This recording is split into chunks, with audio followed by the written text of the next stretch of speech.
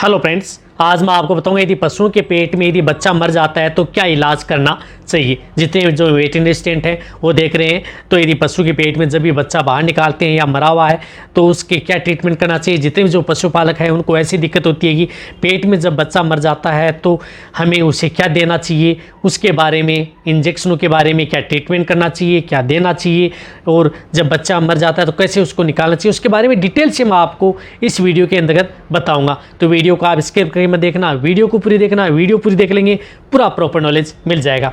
यदि पशु के पेट में बच्चा मर गया या जिंदा है कैसे पता करें, उसके बारे में मेरे चैनल पर एक डिटेल सी वीडियो बनी हुई है कि किस तरह के सिम्टम्स यदि आपके पशु में देखने को मिलेंगे तो ये देख लेना चाहिए कि आपके पशु में पेट में बच्चा मर गया है। लेकिन एक और बताना चाहता हूँ, आपको हिंट देना चाहता हूँ कि जब भी पशु के पेट में बच्चा मरता है तो वो ब्लड छोड़ देती है और पशु पूंछ को उठाए रखती है, सुस्त रह जाती है, खाना पीना जुगाली बिल्कुल बंद, बैठ जाती है, कभी खड़ी होती है। इस तरह के सिम्टम्स होते हैं जो नॉर्मल होता है ना, डिटेल से जाना है देख सकते हैं। और बच्चा मर सकता है, कई कारण हो सकते हैं पेट में बच्चा, कई बार यदि बच्चा फंस जाए या टॉर्सन की वजह से भी यदि आपके पशु में दिक्कत हो जाती है तो पेट में बच्चा मर जाता है। तो इसके लिए मैं आपको बताना चाहता हूं कि इसमें आपको अच्छे वेटरनरियन की ज़रूरत पड़ती है। जब भी पेट में बच्चा मर जाता है या बच्चा फंस जाता है, टॉर्सन की स्थिति हो जाती है, अच्छे वेटरनरियन की वह जिसको प्रैक्टिकली नॉलेज हो, किताबी नॉलेज नहीं। ऐसा नहीं कि जिनमें किताबी नॉलेज हो, किताबी नॉलेज यहाँ पर नहीं चलता। ओनली ऑन जो प्रैक्टिकली नॉलेज हो, जिन्हें प्रैक्टिकल का बहुत ज़्यादा इस तरह के केस देखे हुए हैं या निकाले हुए हैं, टॉर्सन की स्थिति भी यदि पशु में हो जाती है तो उनके हल किए हुए हैं, उन्हीं से बुला करके आप उस बच्चे को बाहर निकलाएं। और निकालने के बाद में आप उस पशु को टिटनस का टीका ज़रूर लगाएं। टिटनस की जो सीरम आती है 5 ml, उसे इंट्रामस्कुलर उस पशु को ज़रूर लगवा दें, वरना बहुत ज़्यादा दिक्कत होती है। इस बात का आपको ज़रूर ध्यान रखना है। इसकी लापरवाही यदि कर चुके होते हैं तो बाद में पशु के लिए जानलेवा साबित होती है। उसकी वजह से न जाने कितने पशु की डेथ होती है। यदि पशु चिकित्सक भी नहीं लेके आता है तो आप ज़रूर लेकर के कहीं मेडिकल स्टोर से आप टिटनस की सीरम ला करके 5 ml उस पशु को ज़रूर लगवा दें। इस बात का आपको ज़रूर ध्यान रखना है।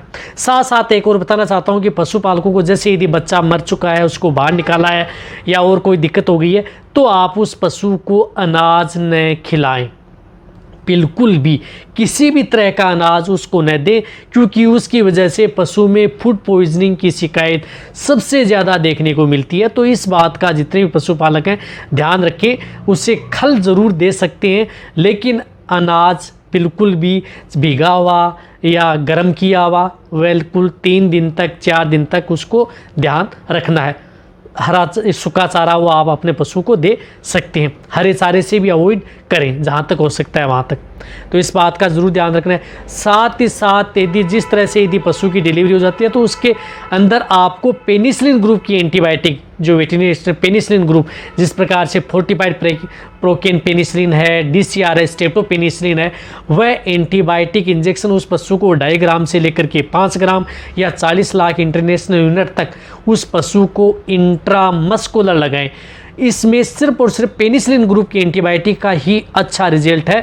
यदि इस तरह की यदि दिक्कत है, आप चाहे कितनी भारी एंटीबायोटिक इंजेक्शन लो, लेकिन इसमें इस एंटीबायोटिक का बहुत बड़ा रोल होता है। यदि पेट में बच्चा मर जाता है तो कई बार बाद में बच्चों में, इसमें पशु में इन्फेक्शन हो जाता है तो दिक्कत हो जाती है। तो इसमें पेनिसिलिन ग्रुप की एंटीबायोटिक आप उस पशु को लगवा दें अपने पशु चिकित्सक से। साथ ही साथ आप क्लोरफेनेरमाइन मेलेट जो इंजेक्शन आता है CPM जिसे मैं बोलता हूँ, वह इंजेक्शन उस पशु को 10 ml इंट्रामस्कुलर वो आप लगवा दें साथ में।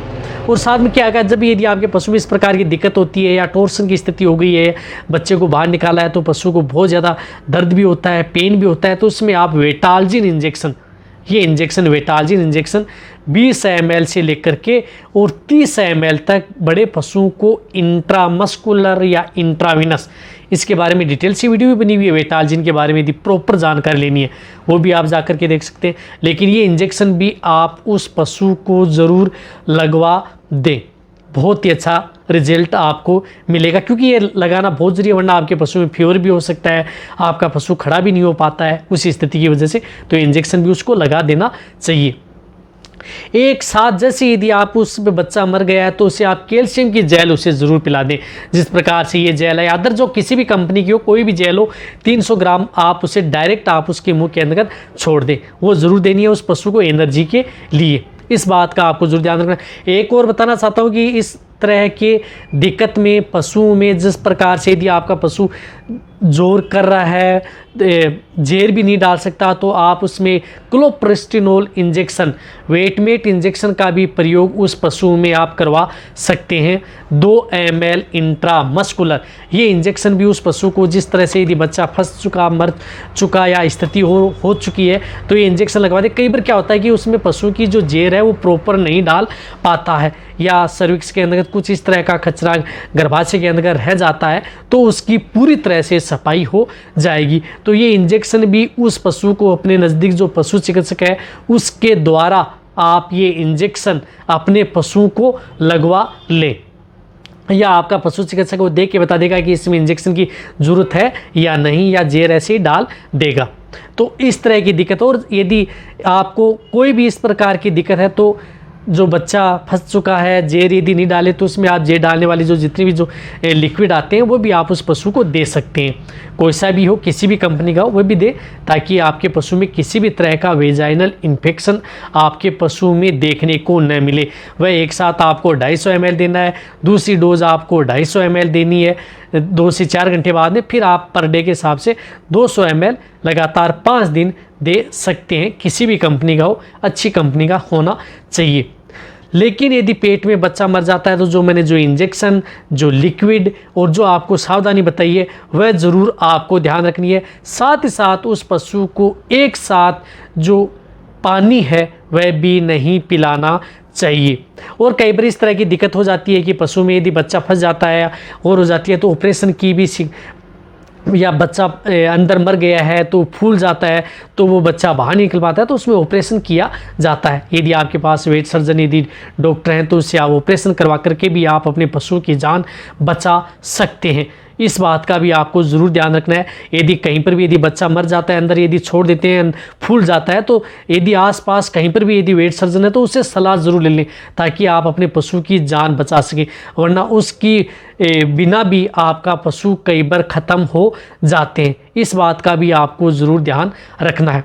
देखो, मैंने आपको ये जो नॉर्मल जो बातें बताई हैं, इस बात को जो वेटरनरी असिस्टेंट हैं या पशुपालक हैं, जो इस बात का यदि ध्यान रखेंगे, पेट में बच्चा मर जाता है तो क्या करना चाहिए, क्या सावधानी रखनी चाहिए, तो आप अपने पशु को अच्छी तरह से सेव कर सकते हैं। और यदि आपका पशु को अच्छा आहार देना है, बाद में 3 से 4 दिन बाद में दाना मिश्रण भी स्टार्ट कर सकते हैं, मिनरल मिक्सर भी आप स्टार्ट कर सकते हैं।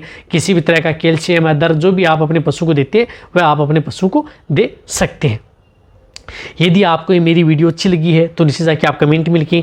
मेरी वीडियो को अपने दोस्तों के साथ, पशुपालकों के साथ और वेटरनरी असिस्टेंट हैं उनके साथ आप इस वीडियो को जितना हो सकता है शेयर कर दें। मेरी वीडियो को लाइक कर दें, एक लाइक से मोटिवेशन मिलता है। इसी तरह से आप मेरी वीडियो देखते रहें, इसी तरह से आप मेरे को प्यार देते रहें। थैंक्स, धन्यवाद।